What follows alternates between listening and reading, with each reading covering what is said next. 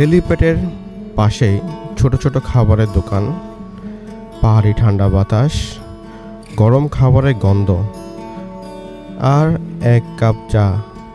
ভ্রমণের আসল আনন্দ তো এমন ছোট ছোট মুহূর্তেই।